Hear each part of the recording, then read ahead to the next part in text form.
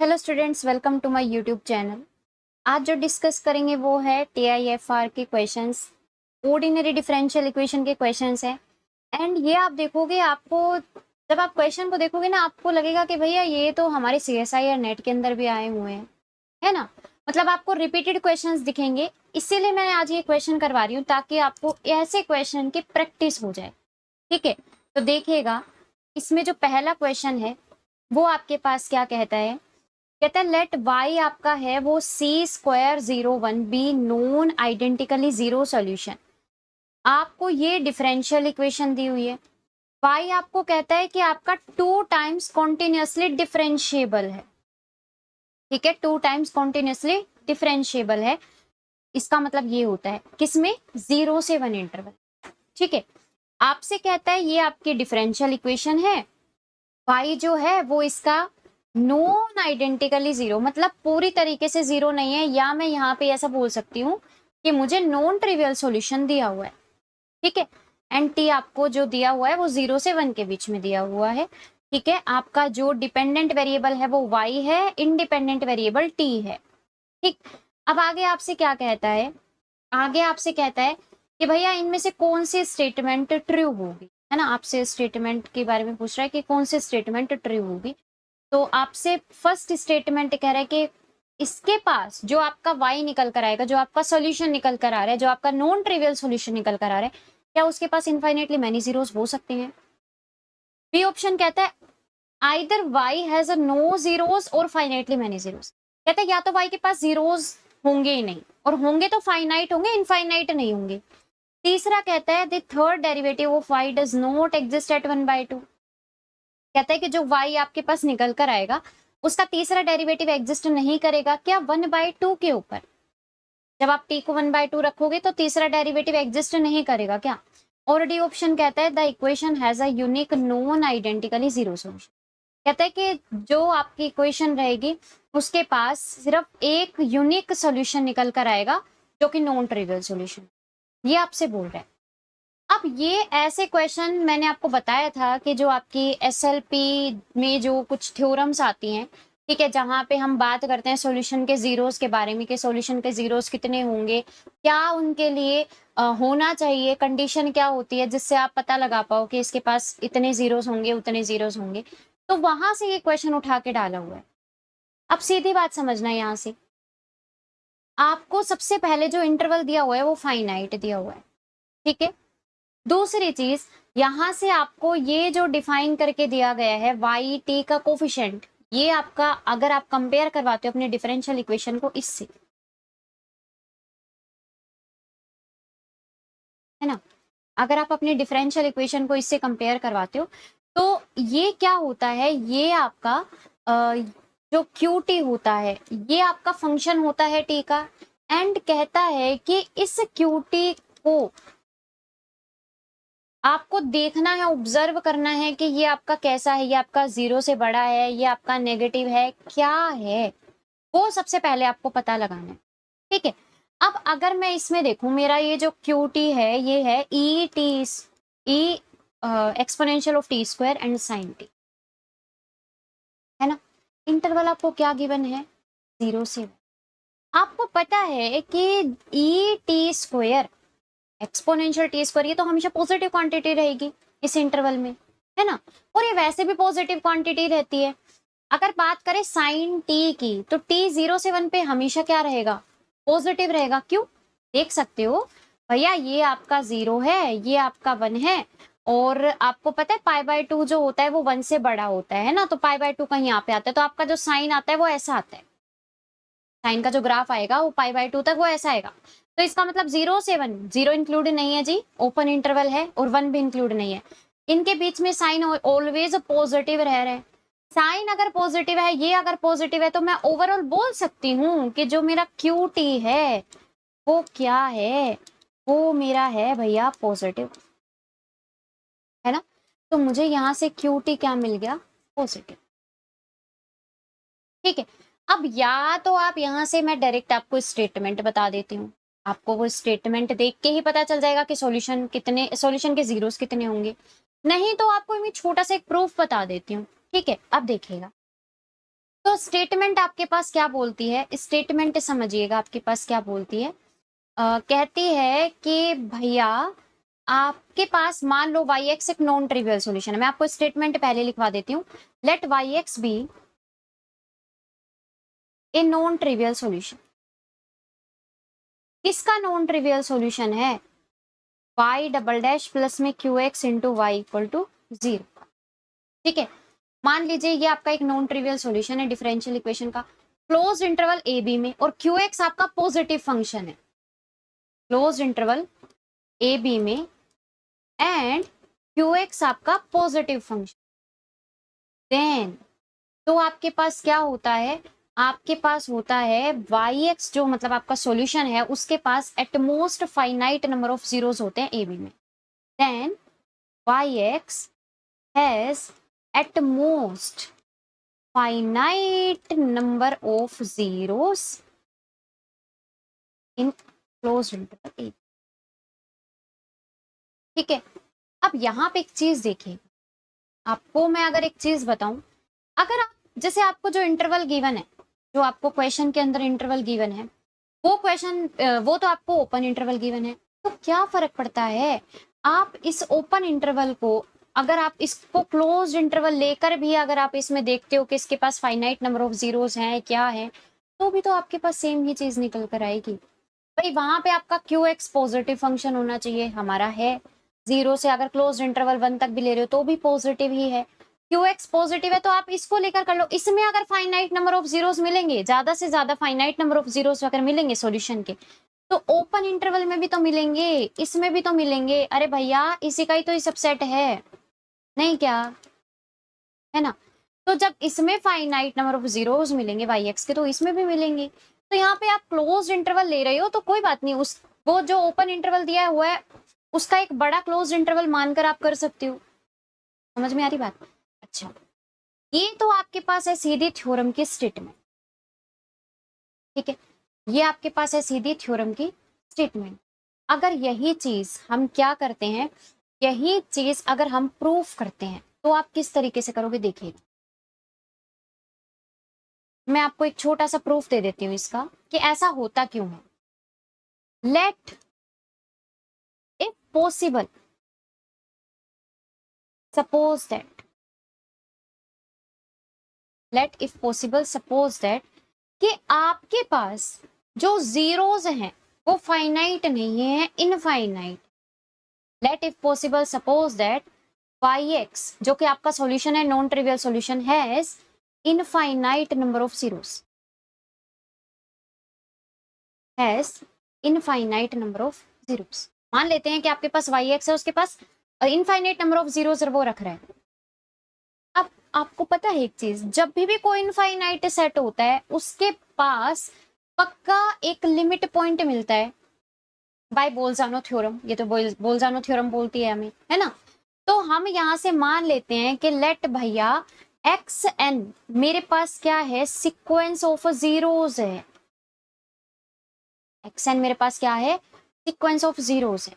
अगर x N मेरे पास sequence of zeros होंगी, इसका मतलब क्या हुआ कि जो x1 आए, x2, x3 and so on to जो भी आ रहा है उसमें वाई एक्स आपको 0 दे रहा है, मतलब y of x n equal to 0, है ना? भाई एक्स एन आपके पास सीक्वेंस ऑफ जीरोस है तो y of x n equal to 0। अब आपको पता है कि ये एक्स एन आपके पास जो सीक्वेंस है उसका पक्का एक लिमिट पॉइंट एग्जिस्ट करेगा, ये चीज हमें पता है ना? भाई आपका जो एक्स एन होता है उसके पास पक्का एक लिमिट पॉइंट एग्जिस्ट करेगा। तो यहां से मैंने मान लिया कि मेरा एक्स एन है वो किसी एक्स नोट को टेंड कर रहा है, एक्स एन है वो टेंड कर रहा है naught equal to x naught है, एक्स एन है वो एक्स नोट को टेंड कर रहा है लेकिन एक्स नोट के इक्वल नहीं है।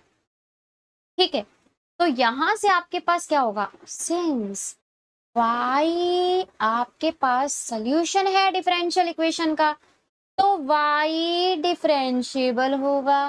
डिफरेंशिएबल होगा तो कंटिन्यूअस भी तो होगा, और अगर कंटिन्यूअस होगा तो by sequential criteria of continuity y x n is equal to limit x n tends to x naught y x N.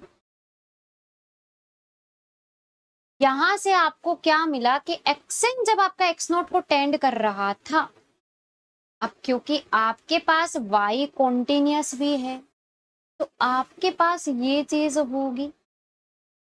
xn आपका x नोट को टेंड कर रहा था तो y xn किसको टेंड कर जाएगा? y x नोट को, नहीं क्या है ना? बाय कॉन्टिन्यूटी, बाय कॉन्टिन्यूटी, इतनी चीज तो हमें पता चल गई। अब क्या करोगे, क्योंकि एक्सन आपके पास सीक्वेंस थी जीरोस की, एक्सन आपके पास क्या थी, सीक्वेंस थी जीरोस की, तो हमें तो ये भी पता है कि अगर सीक्वेंस है जीरोस की तो वाई ऑफ एक्सन पक्का जीरो होगा, ये तो मैंने आपको लिखवा दिया, क्योंकि भाई x1 x2 x3 and so on to xn सारे के सारे जीरो दे रहे हैं, y है उन पॉइंट पे जीरो दे रहा है, तो इसका मतलब y xn जो होगा वो भी जीरो होगा। इसका मतलब आपको यहां से क्या पता चला कि y x नोट भी जीरो को टेंड कर जाएगा, है ना? अब आपको यहां से क्या करना है, ये आपके पास आ गया, एक चीज आपको यहां से मिल चुकी है, क्या मिल गया कि भैया y एट x नोट आपके पास जीरो के इक्वल आ गया, टेंड क्या करेगा, जीरो के इक्वल ही हो जाएगा, क्योंकि ये आपका जीरो के इक्वल ही है। ठीक है, अब चलते हैं, ये हमें सिर्फ एक पॉइंट में मिला एक्स नोट के लिए। अब मैं बात करती हूँ यहां से, मुझे पता है एक चीज कि y मेरे पास डिफरेंशिएबल फंक्शन है, अगर मैं इसका x नोट पे डेरिवेटिव निकालना चाहती हूँ तो आप इसको इस तरीके से डिफाइन करोगे ना, बाय डेफिनेशन ऑफ डिफरेंशिएबिलिटी क्या होता ऐसे होता है ना?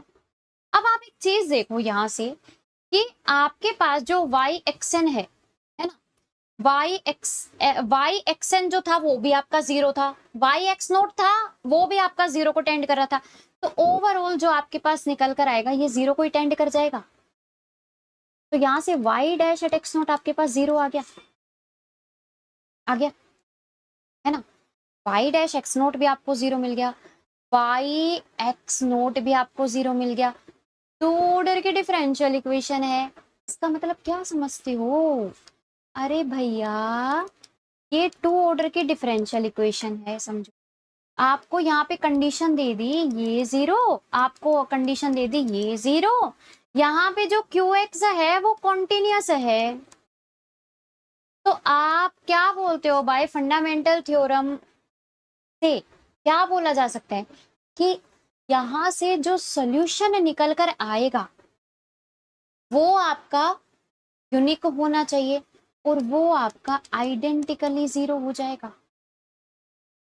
क्योंकि होमोजेनियस डिफरेंशियल इक्वेशन है, एक्स नोट के ऊपर भी वाई जीरो दे रहा है, वाई डेरिवेटिव एक्स नोट के ऊपर भी जीरो आ रहा है, इसका मतलब आपके पास आइडेंटिकली जीरो सॉल्यूशन मिल गया, मतलब ये तो आपका पूरा का पूरा जीरो सॉल्यूशन ही मिल गया, ट्रिवियल सॉल्यूशन मिल गया। लेकिन क्वेश्चन में क्या बोला था, क्वेश्चन में बोला था नॉन ट्रिवियल सॉल्यूशन, है ना? तो इसका मतलब हमने ही कुछ गलत किया, हम जो लेकर चले वो ही गलत लेकर चले।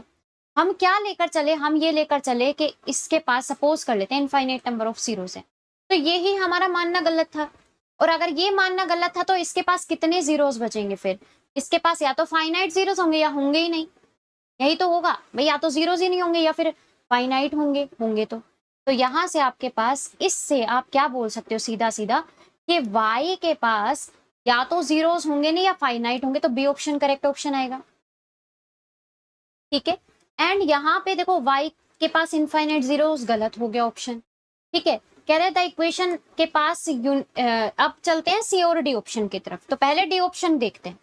कहते हैं the equation has a unique non identically zero solution, कह रहे कि जो आपके पास इक्वेशन है उसके पास यूनिक नॉन आइडेंटिकली मतलब नॉन ट्रिवियल सॉल्यूशन होगा, क्या यूनिक। अब मेरे को एक चीज बताओ, आपको पता है यहाँ पे जो डिफरेंशियल इक्वेशन है उसका ऑर्डर टू है, अगर डिफरेंशियल इक्वेशन का ऑर्डर टू है और आपके पास जीरो जो आपका सॉल्यूशन निकल कर आएगा वो आपके पास दो निकल कर आएंगे, भाई यहाँ से हमारे पास ये जो होती है, ये आपके पास क्या है, रोन्सकियन जो निकल कर आएगा y1 और y2 का, वो आपके पास कांस्टेंट निकल कर आएगा, है ना? अब बात है यहां से कि क्योंकि इसका जो ऑर्डर है वो टू है, तो यहाँ पे इसके पास दो क्या निकल कर आएंगे, इंडिपेंडेंट सॉल्यूशंस, तो इसने जो बोला है कि भैया एक ही सॉल्यूशन निकल कर आएगा नॉन ट्रिवियल, ये तो गलत कर दूं, क्योंकि दो ऑर्डर है, इससे हमें पता चल रहा है इसके पास दो लीनियर इंडिपेंडेंट सॉल्यूशंस पक्का निकल कर आएंगे। ठीक है, अच्छा अब बात करते हैं इसकी। कहता है third derivative of y does not exist at 1/2। Correct, तीसरा डेरिवेटिव एग्जिस्ट नहीं करेगा। आपको कुछ नहीं करना, जो आपको डिफरेंशियल इक्वेशन दी हुई है, ये आपको डिफरेंशियल इक्वेशन दी हुई है ना, आप इसको एक बार तीसरी बार और डेरिवेटिव कर दो भैया, है ना। तो e की power t square sine t as it is, y का क्या हो जाएगा y डैश, प्लस में y अब की बार एज इट इज रखो, इसका डेरिवेटिव कर दो। तो इसका डेरिवेटिव क्या आएगा, e की power t square as it is sine का हो जाएगा कोस, प्लस में sine t as it is, इसका हो जाएगा 2t e की पावर टी इक्वल टू में 0।